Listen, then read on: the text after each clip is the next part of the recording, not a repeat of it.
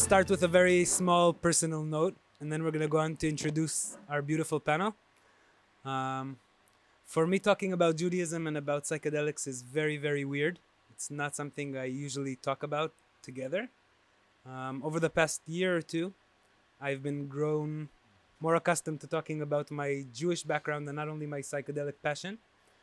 So for me, Judaism is kind of a separate world from psychedelics until 2 years ago or 3 years ago when I came back to Israel after a long trip around the world and many, many trips during that trip.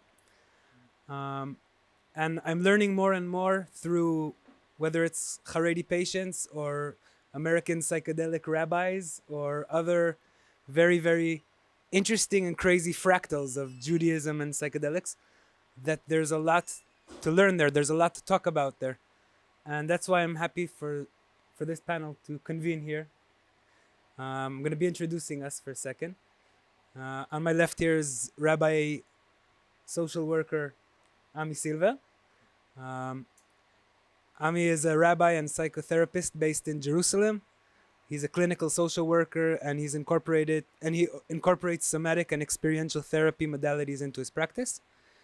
He also participated as a therapist in the MAPS training and trial here in MDMA PTSD trial that we were talking about here.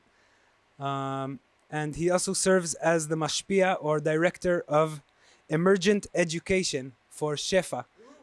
Yeah, a really amazing, crazy, special organization in the US that's bringing psychedelics and Judaism together.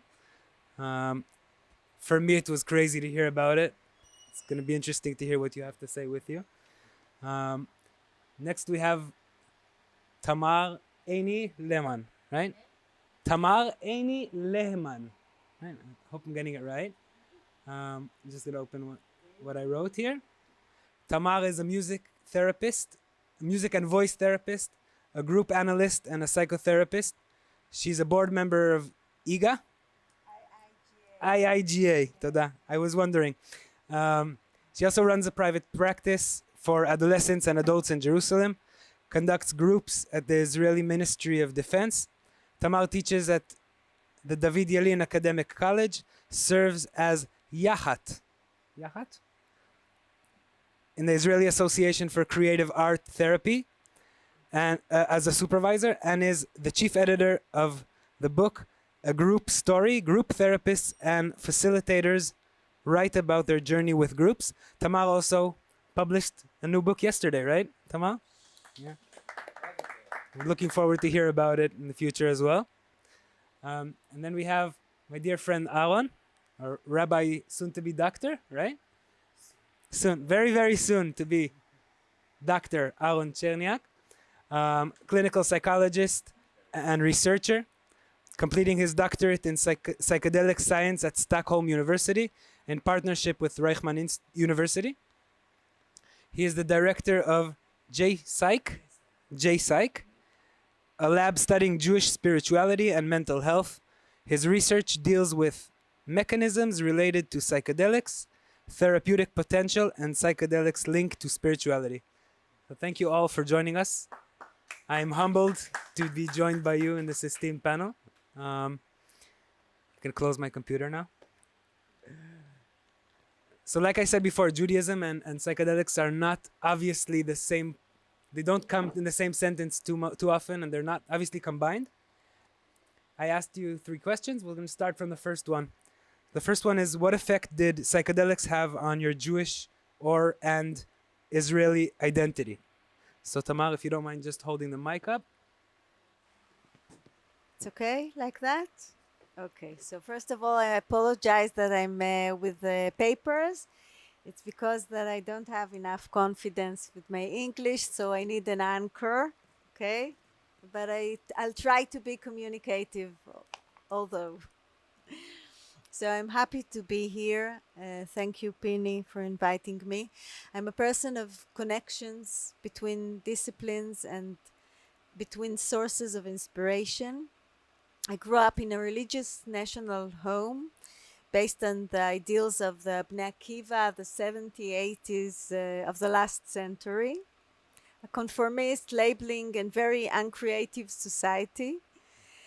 The spirit of the experimental school for girls Pelech planted the seeds of the different pluralistic feminist spirit. As a girl, I always felt that there was something undeciphered in my religious life, and I always believed that there was much more waiting for me than the old conformist perception. I must point out that I had no bad or traumatic experiences, as I didn't want to run away, but I felt that there was something not honest enough in my religious life. Later, I studied in integrated religious and secular midrash schools, Bet Midrash, such Elul and Kolot, and in Jerusalem. And this opened for me springs of creativity and a deep and different connection to my Judaism. Gradually, I forged my religious path, which is much less halachic, yes, and much more spiritual. I have love for the Bible, Mishnah, Gemara, Midrash, and Agadah, and they are an endless inspiration for me to dive into the depth, to write, and to connect with the spirit. Today, I define myself as a spiritual traditionalist. I only started experiences psychedelia in the last few years, so I'm a beginner. I was exposed to the testimonies of patients who went through severe traumas and went through a healing journey through psychedelia. I became interested in the field and even studied in a psychedelic psychotherapy program with AMI and in MAPS. And as a future psychedelic therapist, I also wanted to experiment. I arrived mature to this experience after a complex and conscious path around my Jewish identity. I can say that the psychedelic experience strengthened my Shabbat consciousness. The essence of Shabbat is to lay down, to let go, not to hold on, to connect with a being that is wider and greater than my individual being. Shabbat also drops the hierarchies between us. In front of God and prayer, we are all in the same position without differences in gender, age, sector, achievements, and titles. So do the animals. They also rest. In the past, so did the slaves and maids. This is a time that has quite potential of the observation, whether in prayer or in meditation. Unlike the consciousness of the weekdays, whose emphasis is on doing an action that involves running around tasks and achievements, I experience the psychedelic journeys as journeys of extensive Shabbat consciousness. The leader in me sat in the back and let what was happening happen with acceptance, with openness, without holding on, without labels. I could deeply feel my connection to a wide and great being that can be called God. I could feel my connection to all the world's creatures and feel that they are a part of me. In this sense, it was an intense religious experience like no other. It did not change my religious identity as a mature woman who had already taken spiritual journeys even without psychedelia, but it definitely strengthened and added another layer and depth to a spiritual Jewish religious experience. Thank you so much for that, Tamar. We're going to move on to Rabbi Awan. I just want to say that your answer, thanks to the need to translation, was so wide and amazing. And thank you so much for that. I'll just reiterate the question. So what effect did psychedelics, or what effect do psychedelics have on your Jewish or Israeli identity? Okay, so if you are new to psychedelics, then I'm really new to psychedelics. It's a little strange to be on a panel about psychedelics having not had any experiences. But I think I can speak to the question with some of the experiences that I've had and how I've come to this field of knowledge in general. So my Jewish identity was really forged on canoe trips growing up. My family wasn't particularly observant. You can't hear? Louder? Oh, right, it's not amplified. My family wasn't particularly observant growing up, but I grew up going on canoe trips, and on those canoe trips, I learned to look around, to feel connected to things outside of me, to be curious and be in awe of just the natural beauty of the world, to feel super interconnected with the people that you're, traveling with, in a canoe or on a psychedelic trip, right? The people that are around you, to feel mutually responsible for one another. And it's those sort of values that came with me when I later became Orthodox around the age of 18, 19. Thinking about, when you're isolated from the world and you're just in a canoe that's so vulnerable, what mode of interacting with other people does that require of you? My father passed away a year ago, and he used to say that you must leave the canoe, the camping site, cleaner than it was when you arrived, and to leave extra firewood for the next people who will come, right? And so when I think about my life generally, I think about what obligations do I have to the people around me now and to future generations. And so later, when I started thinking about what I wanted to do professionally, and when I decided to become a psychologist because of helping people from a very sort of medical, science-based, institutional. I'm very, very mainstream, very square. How best can I cure people with CBT and with a manual and all these things? And over the years in my own clinical practice, I spent a couple of years working in a psychiatric ward.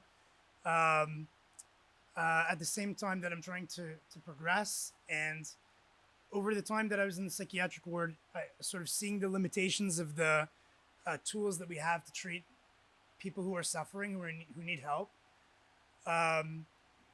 Seeing where research is going, to recognize that that there are many different ways to healing and to well-being and into meaning in life, and thinking about what my not necessarily how psychedelics affect my Jewish identity, but how I come to psychedelics because of my Jewish identity. I've been touring around speaking with major rabbinic authorities over the last year or so, trying to get some guidance how to think about it. And without revealing names of people who I've spoken to, I can say that from a rabbi's perspective, we have an obligation to use whatever resources we have that are not explicitly prohibited, to be pragmatic in what brings healing to people. I think that we need to be open-minded about what psychedelics can teach us, and also, apropos, Shaun was speaking about the set and the setting, right, and the skill set, and we should come to psychedelics with some kilim, with some vessels, to so that psychedelics can be helpful and not lead us, from one reality tunnel to another reality tunnel, so to speak. I feel a sense of obligation to use the lessons that I've learned as a Jew and as a psychologist and as a Rav to contribute, no matter what technologies are available to us. We shouldn't retreat out of fear from new horizons that present themselves. So yeah. Thank you so much for that, Alan. I'm going to go to you, Rabbi Ami, and I'm just going to go over again the question. Um, what effect did psychedelics have, or do psychedelics have, on your Jewish or and Israeli identity? Thank you, Penny. So before answering the question, I don't want to make this into a rabbinic panel, but I do want to respond to one thing, Aaron, you said. I balance it out. It can't be rabbinic. You're the Talmid Chacham min kulam, so, but we have an obligation from a traditional standpoint to do whatever we can to save lives, even with things that are explicitly prohibited. That pikuach nefesh, that prime value of saving a life, is a prime value of our tradition. And there are limits. There are always limits in every space, but I just wanted to say that for it to be part of this conversation, that the drive to go to whatever steps, no matter how, in this case, taboo, or how it's looked at, and there are risks involved, but to approach things both from the safest standpoint and also to understand that primary value of we're here to do what we can to help. I just, for the record, I agree, and I guess when I said that something that's not explicitly prohibited, obviously, assuming one feels beholden to that traditional framework, and I think that obviously for healing, things that are normally prohibited within that framework are of course permissible in a way that can bring healing when there's a need. Yeah, so I'm not going to be involved in writing the book on Hilchot psychedelics, but I had to. Bestseller for sure. It will come. It will come. Believe me. Can I do this? Yes, you can. You can just put it here. You hear me? Okay. So, what effect do psychedelics have on my Jewish identity? Have on your Jewish identity and Israeli identity? Okay, so I'm going to start early, and just taking a cue from Shaun, also from the personal space. If I look back on my life, I can say that I was always, from very young age, drawn to and interested in shifts in perception, in exploring the unseen, the unspoken, the felt, the beyond, the mystery. Like, I have pretty poor vision. From the youngest age, I'd be like, well, what does the world look like when I do this? And just playing with that. And just like in my own mind and in my own inner space of perception, playing with how, not taking what I see to be the fixed reality that I always refer back to. I've been doing that since as young as I can remember. I'll also say that with that, I was a pretty sensitive child. Ended up being a therapist, so like that comes with the territory, I guess. And certainly felt things and experienced things that there was no conversation about in my environment. For me, it was like pretty American, modern Orthodox, quite modern upbringing. But that realm of the spiritual realm that nobody ever talks to me about was always something that I would encounter and like not really have anything to do with, or not know what to do with. By the time I was a teenager, I'll say one more thing, apropos the war on drugs. I remember very vividly sitting in our classroom in 5th grade in Kita He. And this is our drug education session. And the teachers took out this piece of paper, and there were pictures of different kinds of drugs or images and descriptions of what they did. I remember hallucinogens, and they're talking about LSD, and it makes you hallucinate and visual and see things. And I remember sitting there as a 5th grader, like extremely excited and curious, like looking around me. Did everyone else think this is as exciting and interesting as I did? So the war on drugs didn't quite do its intended goal there. But all to say that draw toward the sense that there is more than what we take for granted, and that is accessible to us, was always something that spoke to me. To get more to the question, by the time I was a teenager, I was experimenting with all kinds of things, and I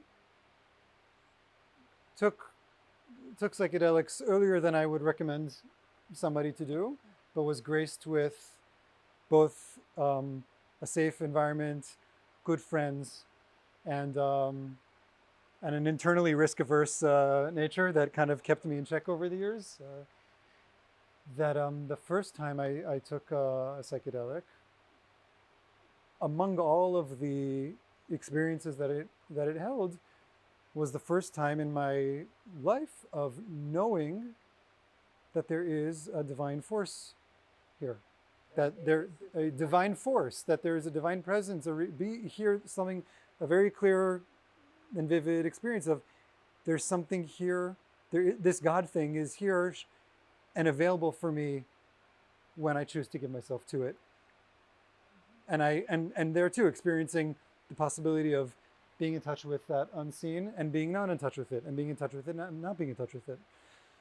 And I wasn't, particularly religious at the time, but I was certainly spiritually oriented and searching. And I can say with certainty that experience really helped solidify my path toward what then became, a year or two later, okay, yeah, I don't really, I'm not so interested in the religious thing, but I need to go to a yeshiva in Israel because I know that there's so much more there in Judaism and in the tradition that nobody ever talked to me about and told me about. And before I just kind of abandon it altogether, let me go somewhere that I can at least get to know what it is. And there are a few things that I'll just add here. One thing that happened for me was that while I was in yeshiva and being exposed to really the mystical tradition for the first time in my life, to Kabbalistic teachings, to Hasidic teachings and worldview, to an embodied and active world of like song and dance and prayer, and to the land of Israel as being a place that I can like freely explore. I mean, I grew up in New York City, which I also freely explored, but this was a different kind of exploration in a natural environment that was like open to me. And during that time, as I was being exposed to all those fresh experiences, I was also continuing to have powerful psychedelic experiences that for me actually allowed me to integrate all of this book knowledge and all of the experiential knowledge that I was getting glimmers of and downloading, but then those psychedelic experiences in that process kind of opened me to say, oh, this is what it means. This is what those texts are talking about. This is what those teachers are referring to. And what those experiences did for me, or really what they were a part of. I don't want to say it was because of them, but what they were a part of for me was an ongoing sense that for myself, religion and spiritual practice always was meant to have an experiential component to it. That the things that we read and practice are not ideas or not even rituals. They're not words and they're not rituals to just do and follow suit. That was never my thing. But they are portals of experience in the most traditional texts and in the most far out experiences. And I would say that has been a path that has simply continued for me since that time. And what it's looked like is many things. Some of the things it's looked like was, truth is like psychedelics were part of my spiritual practice for like a couple of formative years there when I was quite young. And then I was really just engaged in what I could call experiential contemplative Jewish learning and practice. That looked like becoming a rabbi at some point and getting into teaching and sharing Torah in those ways. That looked like becoming an experiential and somatic-based psychotherapist at some point, and really following that route in the inner realms of people's lives. My early psychedelic experiences had a very profound role to play in all of what I then sought out and became. And then coming, in a sense, full circle, being able to bring both my rabbinic and therapeutic professional titles to actually meet within the psychedelic space as a psychedelic assisted therapist and be able to bring both those kind of clinical therapeutic tools, but also everything that I'd learned through my spiritual path, and a kind of just ground assumption that every single person and all of their experiences contain depth upon depth, and if we're willing to go there, we can go there. Yeah.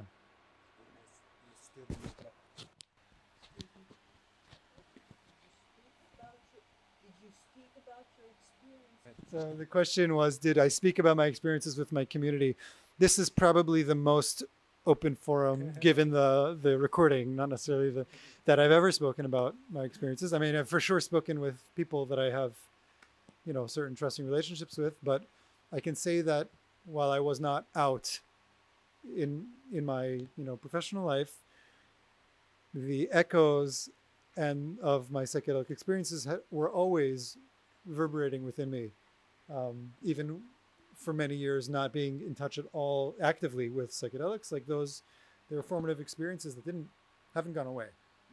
We're going to move on to the next question. I'm just going to answer briefly each question as well, because I can't say that psychedelics haven't impacted how Israeli or how Jewish I am, or in what way. But growing up as an Orthodox right-wing settler in the West Bank, and transforming over the past 10 years into someone who's probably much less Zionistic than what I was in the mainstream vision of what being Zionistic is. I think that together with my army service, psychedelics is probably the most important trigger or impactor on the way I view Israeli politics, Israeli identity, and that's going to be part of our next question. But I got to say that as a Jew, figuring out what psychedelics mean to me, what my psychedelic experiences mean about my Judaism, about what I believe, I'm still exploring that, and I'm looking forward to finding out a lot more, because I think that what you said about experience is something that's key for me. Growing up in Judaism that wasn't very experiential. It wasn't about feeling Jewish or embodying Jewish things. It was about studying Jewish things and learning about Judaism, and I studied extensively.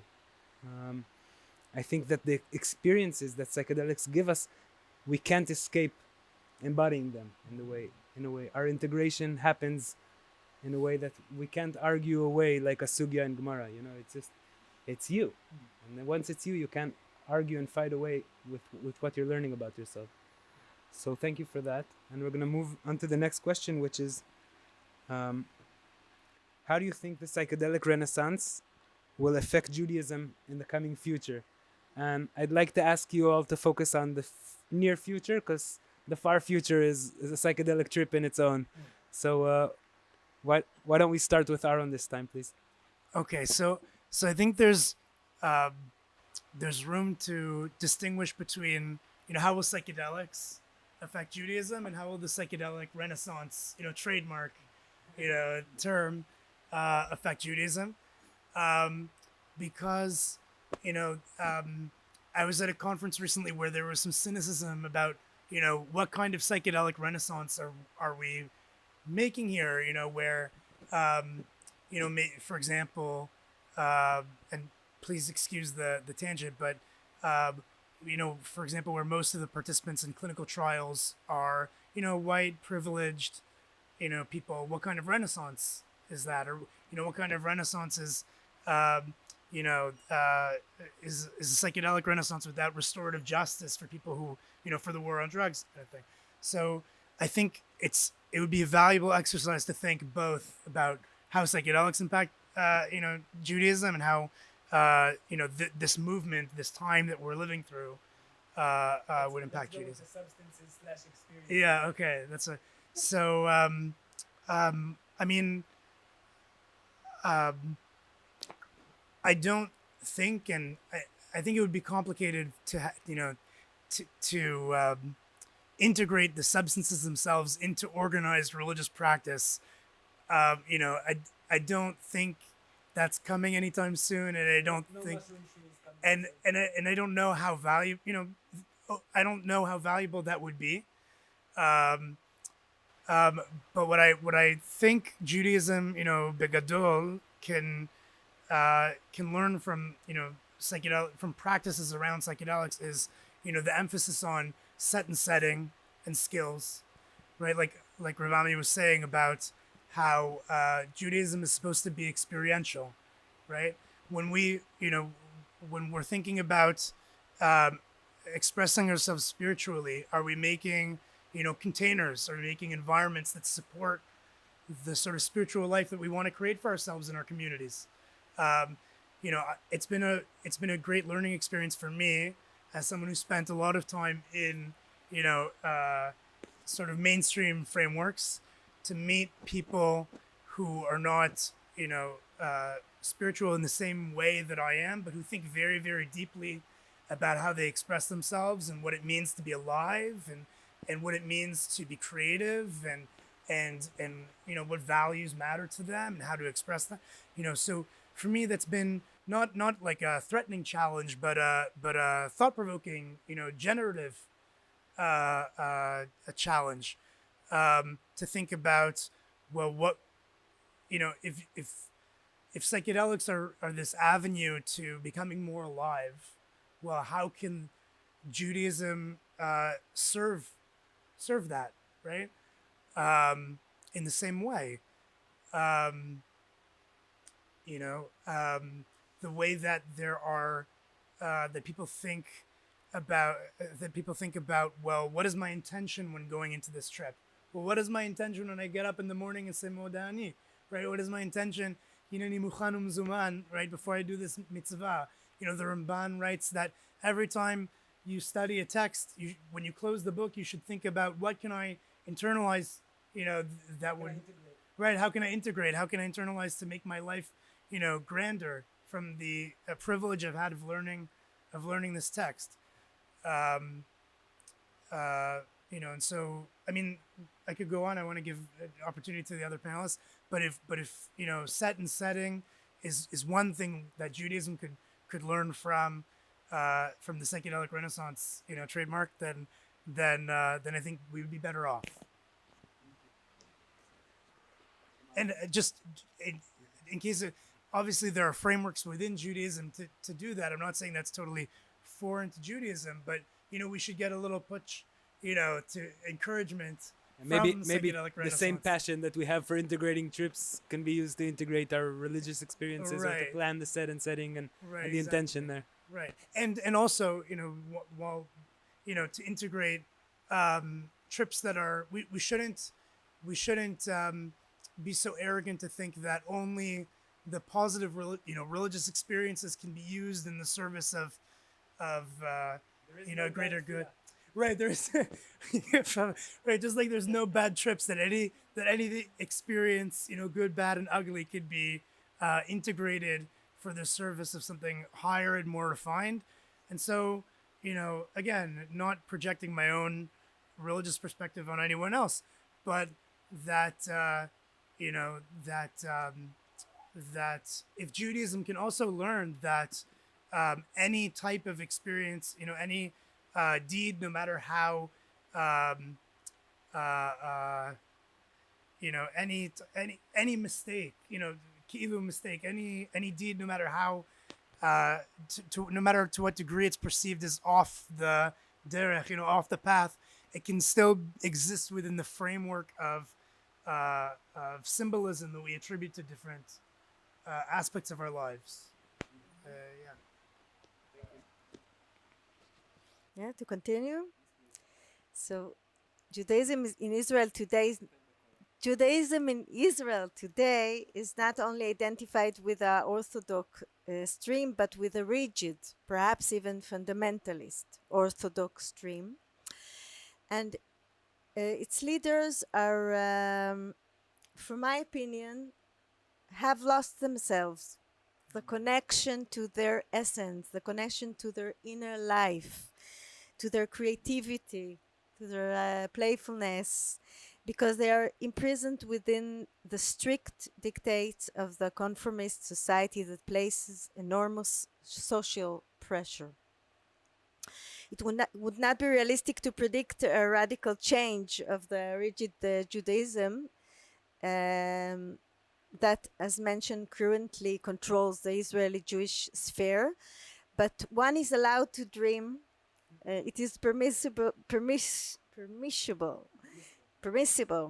to dream of the Judaism that will resolve to return and bring about unity between halakha and moral values, that will resolve to bring about true openness, plurality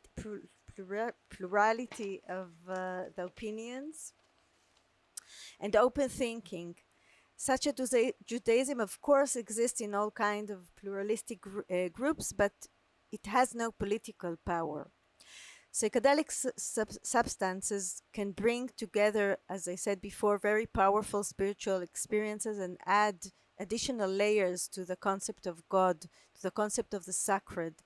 The psychedelic experiences connect to a human spirit, to compassion and acceptance.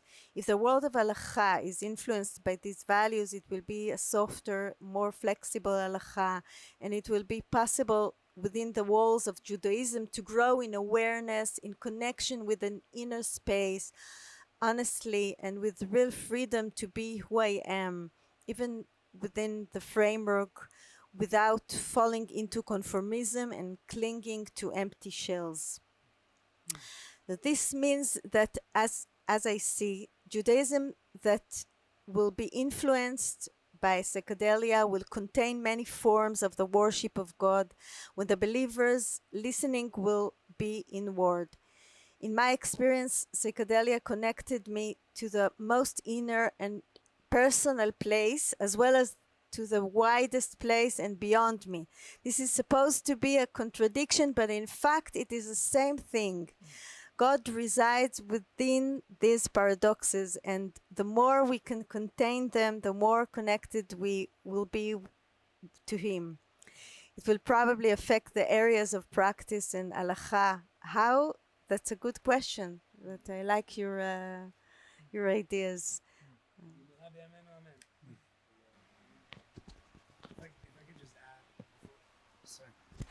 I just want to add, researchers are recognizing that psychedelic experiences can fit into ideologies all across the spectrum. You know, non-specific amplifiers, or and so I think that to do the work that we're talking about, we were talking about set and setting, and a big part of that is preparation, right? Before psychedelics, if psychedelics are capable of helping us learn these lessons, it's going to require of us sitting down and listening to, a plurality of voices, and I love the phrase permissibility to dream. Is that what you said? Permissibility to dream, and really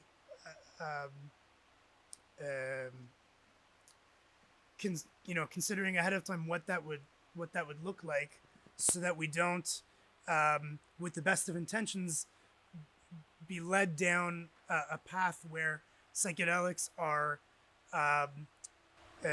fueling us in the direction of harmful values. And I think that's an important thing to stipulate. How will psychedelic experience or the psychedelic renaissance affect Judaism in the near future? So I want to start by just noting how it's already affected Judaism, both in the past and in the present we're in. This isn't spoken about a whole lot, but as somebody who grew up in North America, and whose parents' generation is like the 60s generation, I ask myself how many people who are either in leaders of positions of spiritual leadership, rabbis, clergy, educators, specifically and especially those who from that generation who chose to embrace the path of Judaism, how many of them were turned on initially by their psychedelic experiences and then sought out a spiritual path that they didn't grow up with, and just how much communities, not only in North America but across the world, have been impacted and influenced by the unspoken psychedelic experiences of people in the 1960s and 70s. That's, and without even talking about the settler movement and the Baal Tshuva movement in Israel and people who came from those experiences to do the crazier thing of, I'm going to go live in the promised land, right? Psychedelics were already present in many of those unfoldings. To me, a few things come up. Number one, in the strictest sense, psychedelic experiences are pretty threatening to religion. At least to institutionalized religion, which oftentimes in our social contexts seek to preserve the old, to maintain what was. And not only that psychedelics, don't have a precedent in the Jewish tradition, a recorded precedent in the Jewish, in the explicit Jewish tradition, but the kinds of places they lead people to and the kinds of experiences people have can be quite challenging to normative religious values, practice, and habit, which is also part of where the advantage lies, I think. In my mind, there has always been a symbiotic relationship between people and tradition. Some might like to think that there is one thing that has always been, but if you just look at the development of society and of religion and the evolution of religion, it is an evolving process that is always being impacted by people's current day experiences, both cultural and personal, and this is becoming a significant part of our culture today. So I believe it's unavoidable that it's going to be impacting how Jewish people live their spiritual ideals and live in religious community together. I really like the point that you brought up, Aaron, that we know that fundamentalism and prior beliefs can be strengthened by psychedelics as much as they can be changed and pushed forward by them. But all that said, here's just one thing on my mind. And there's a lot that can be going to this answer, but something that I'm particularly meditating on a lot these days is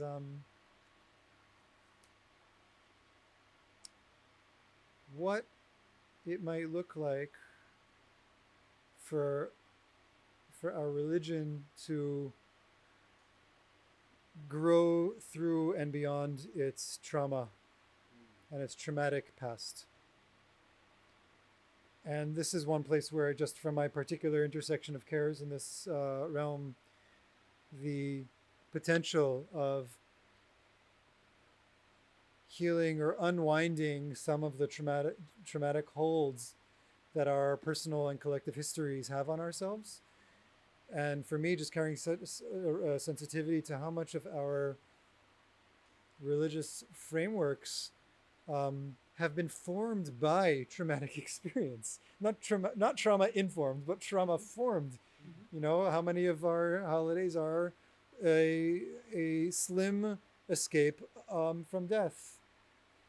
How many of our traditions are steeped in the sense that we are alone in this world, if not for by the grace of God, our ancestors, many of whom died, but somehow we survived. And I'm not saying that any of that is untrue. And I'm not saying that I don't personally relate to the depth and power and deep meaning and importance to all of that. And what can it look like for us as individuals, as families, as people, as communities, to breathe with more space around those experiences, to not be holding us in a way that we need to be beholden to that pained history, but actually be living the redemptive dream and promise that our tradition, I believe, has always been trying to guide us toward, and it's been very hard for us to step out of, because those traumas repeat themselves. I do believe that as much as there is,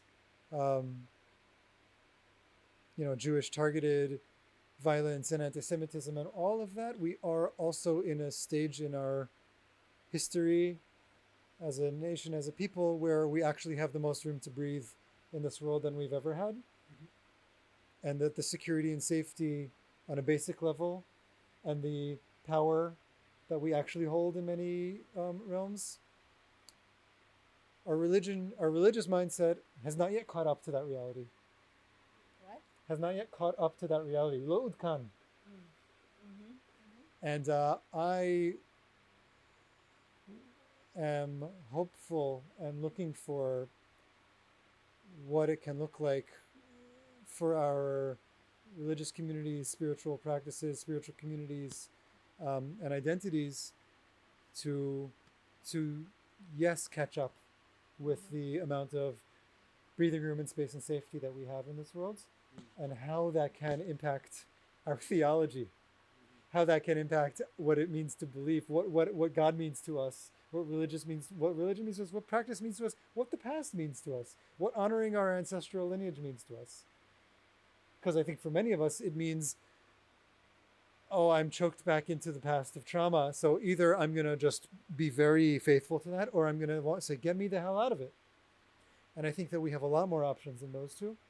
And I'm hoping that the psychedelic consciousness, whether that's direct use of psychedelics or whether it's just being in touch with what that can open us toward, can help impact the ways in which we seek to live and integrate that mindset and express it through practice and community. Wow. That was very, very important for me to hear that. Thank you. It was an amazing, elaborate way for me to hear the difference between Galut and Geula. And maybe the difference between Neshama and Neshima is that Yud, that Hashem is in the middle there, right? The breath that we all, I think every psychedelic experience has something to do with breath in the end. I've heard probably thousands of stories so far in integration, and breath is always part of it. And I'm thinking, what would a Jew that knows how to breathe look like? What would a Jewish community that knows how to breathe look like? And I think you're touching here on the beautiful hopes that I hold together with you here. The last question has to do with Israeli identity.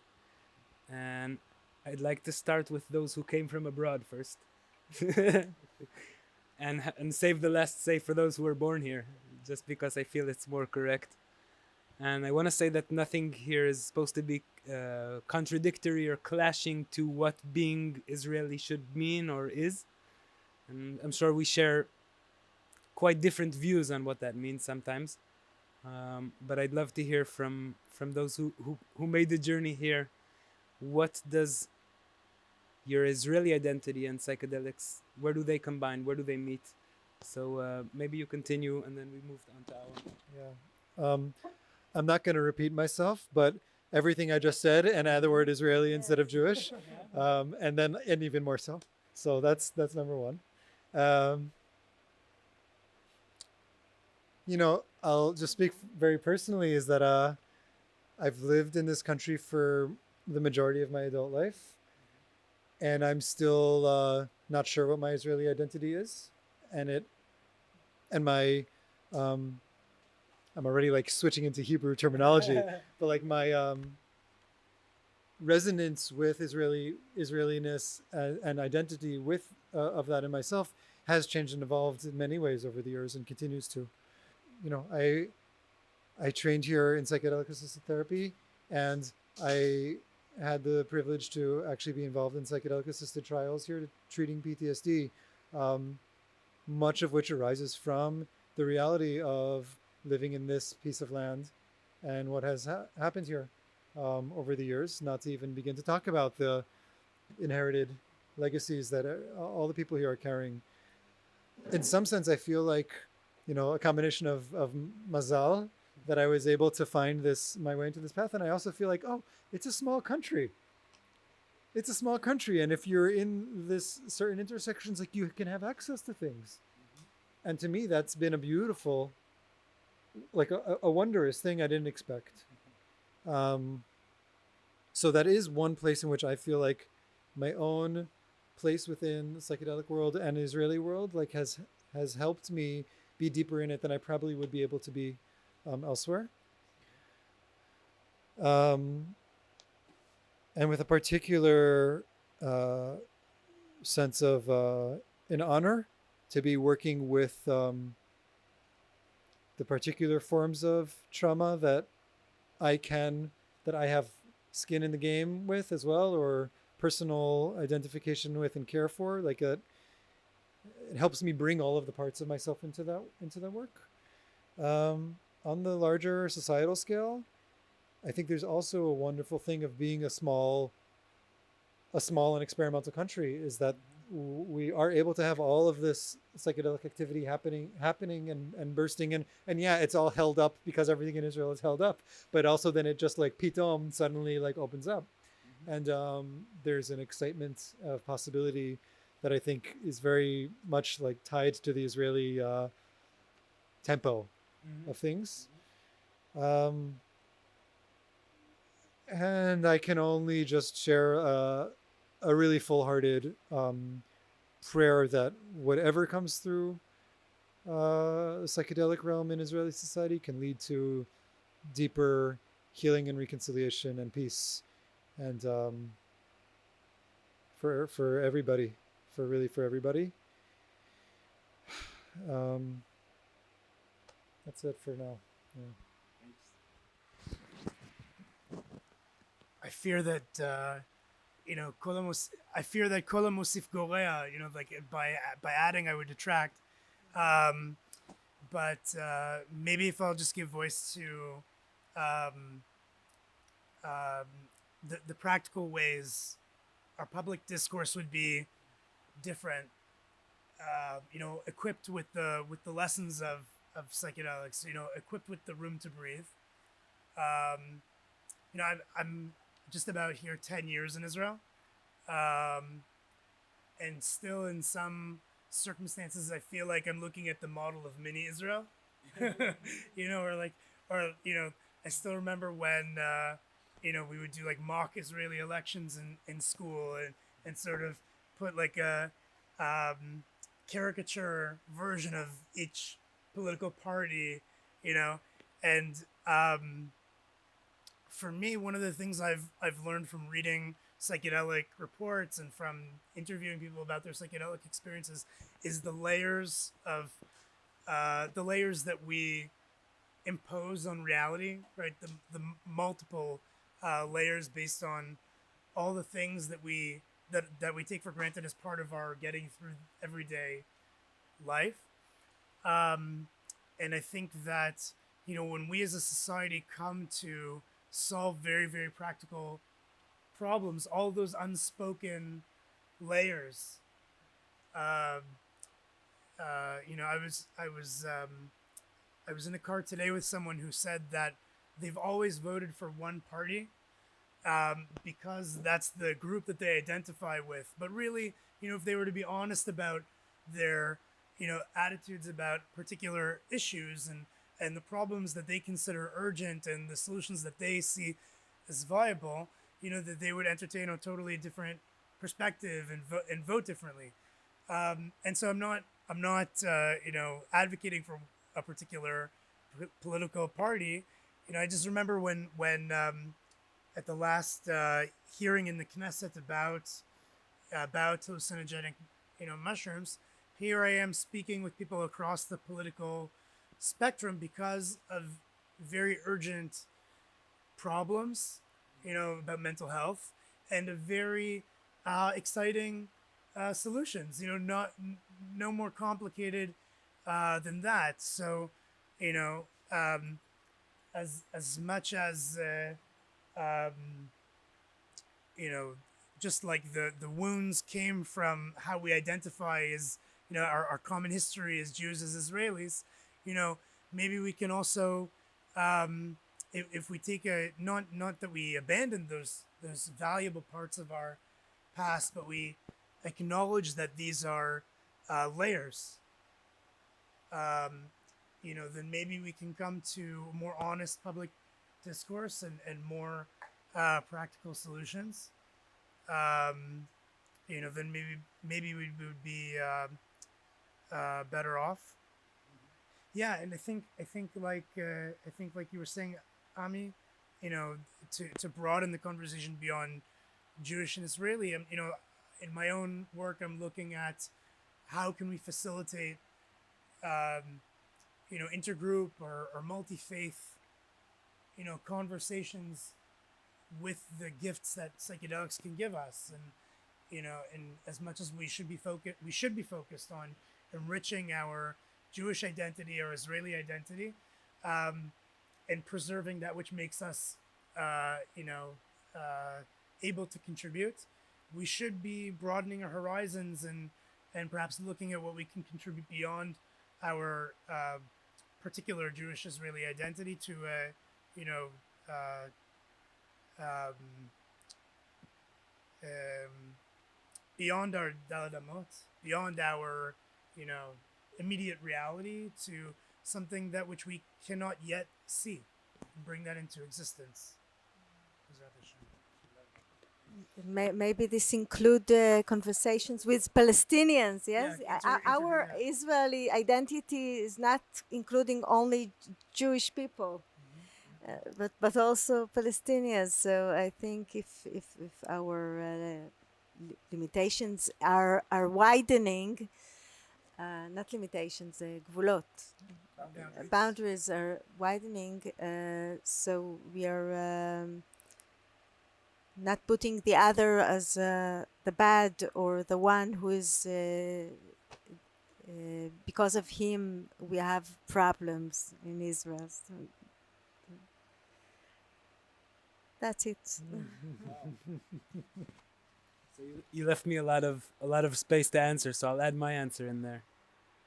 I think one of the main shifts that I experienced in my life, even more drastically than going from being very, very orthodox and believing very, very deeply in Judaism, is going from a place where there is no other through psychedelics. The other is another form of me. If the other is another form of me, how can I blame him for what I'm doing? How can I hate him for what he's doing? How can I build up a wall between us instead of coming closer? And I think that's something that, I think Shaun touched on this before when he said people came to raves right after, 2 weeks after being in Aza, in Chomat Magen, or in Tzuk Eitan. And trauma explodes when it meets psychedelics. It doesn't stay hidden. It doesn't stay subjugated to the rules we gave it, the names we gave it, the identities we gave it. And life and death situations come up as they are, life and death, and not my life and your death, or your death and my life. And I think that something about the lowering of borders and boundaries in between ourselves, in ourselves, it just shines outwards. And it's, even though there is research that says that you can become even more right-wing or even more crazy or even more whatever you were before with psychedelics, I think that in the context of community, which is something that Rabbi Ami said before, in the context of conversation and integration, once we bring down these walls, if we don't identify the others as similar, or at least partly similar to us, then we're in such a threat that we disappear. And I think that that's something that psychedelics show me about being Israeli. I can't not be Israeli since I've been through psychedelic experiences, because I've seen how Israeli I am, and I can't be Israeli the way I was taught to be. And that just means to me that we need to find a new way to be in this Israeli identity. I want to thank you all for this amazing panel and for your patience. Amazing patience. I want to let us... your patience. Yeah, with too many psychotherapists on one panel, it's very difficult. But I just want to let us each have an opportunity to say some kind of closing statement, maybe some kind of exclamation into the future, or some kind of prayer or hope. And I'd like to go last.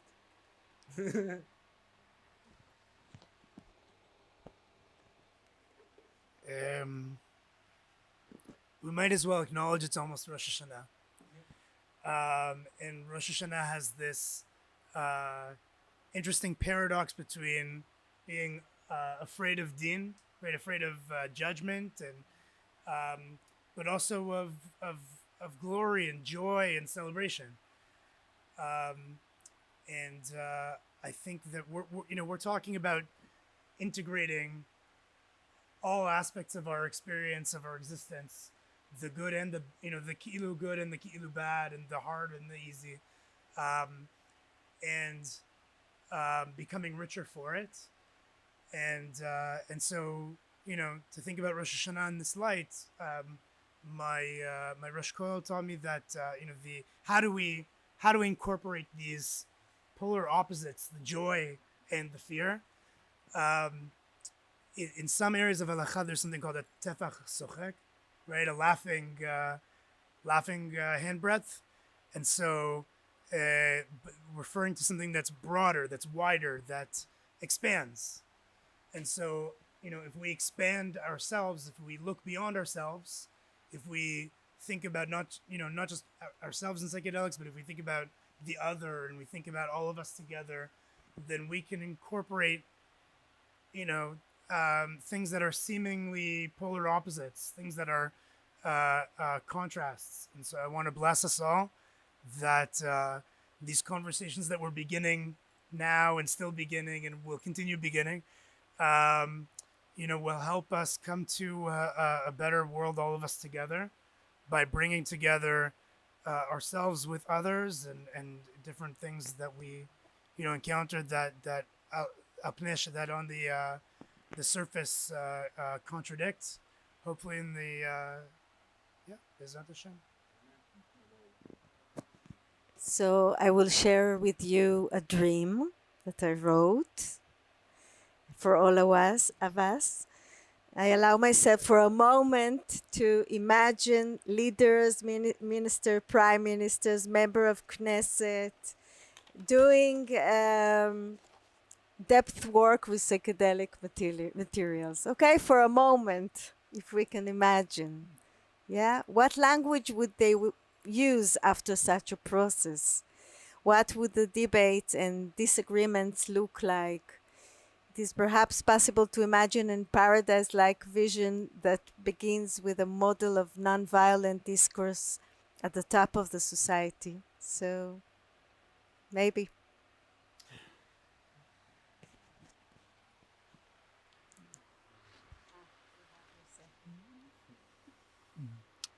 There's so much to say that I'm going to try to mikatzer. Elna refana la. Please, Divine One, bring her healing, please. So there's a lot of please. There's a lot of asking and wanting, and one more piece that just I'm carrying that we haven't mentioned here, but is important to me is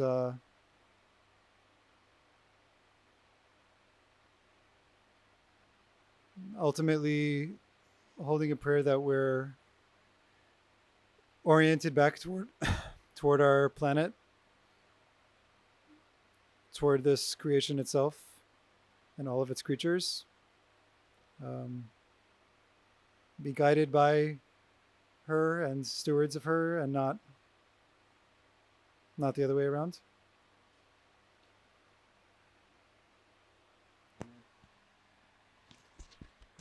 So my final remark will be thanking you for joining, and thanking all of us for being able to bring Chesed and Din together, to bring these paradoxes together, to bring what Rabbi Nachman says can be metak in everything, the Mechiat Kaf, the Yad Yamin and Yad Smol that come together.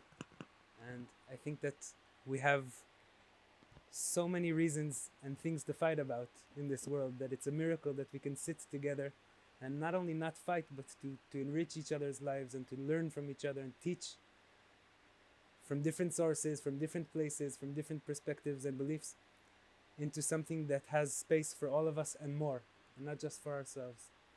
And may our year work out in this way as well, as a klal and as individuals. And thank you all so much.